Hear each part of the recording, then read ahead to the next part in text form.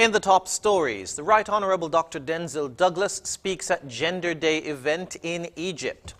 Trinidad and Tobago deepen ties with Grenada, and Tom Brady and Naomi Osaka among stars sued over FTS. Hello and welcome to the ZIZ Midday Newscast. Today is Thursday, the 17th of November 2022. I'm Jason Davis. Nationally, the Right Honorable Dr. Denzil Douglas, Minister of Foreign Affairs and Economic Development, represented the government of St. Kitts and Nevis on Tuesday as he spoke at a side event on enhancing women's empowerment programs for small business in the Caribbean at the 27th session of the Conference of Parties, or COP27, in Egypt. The side event, in collaboration with the Taiwan International Cooperation and Development Fund, or ICDF, explored the challenges and opportunities of women's economic empowerment as COP recognizes November 15 as Gender Day. The Honorable Dr. Denzil Douglas spoke on the topic, a pathway towards building women's resilience in crisis, as the Federation recognizes and celebrates gender equality and the empowerment of women and girls in climate policy and action. He's quoted as saying, "We believe that women bear the brunt of the fallout of climate disasters. Therefore, it is always important to provide solutions for their recovery and their resilience. Partnering with Taiwan ICDF has been very fruitful for St. Kitts and Nevis, and we will continue expressing our friendship and partnership through forums such as these." End quote. The side event was hosted at the St. Kitts and Nevis Pavilion.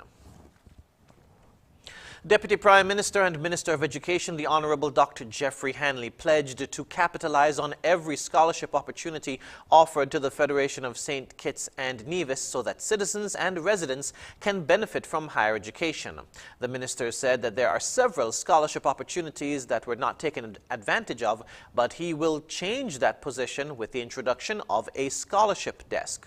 And since assuming the role of the Minister of Education, we have put a scholarship desk within the Ministry of Education so that every scholarship that comes through this country, whether through the Ministry of Foreign Affairs or through HR, the Ministry of Education would have that, and we would also make sure that we get people to apply for these scholarships. As the Minister of Education, there is nowhere next year Morocco, who gave us 10 scholarships, and we only choose 3.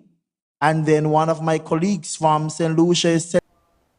He also announced that Germany accepted the Federation's request to grant scholarships.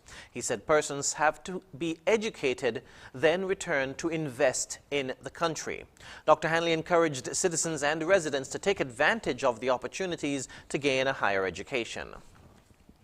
Minister of Environment and Climate Action, the Honorable Dr. Joel Clark, presented on Tuesday a national statement on behalf of the government of St. Kitts and Nevis during the 27th session of the Conference of Parties, or COP27, of the United Nations Framework Convention on Climate Change.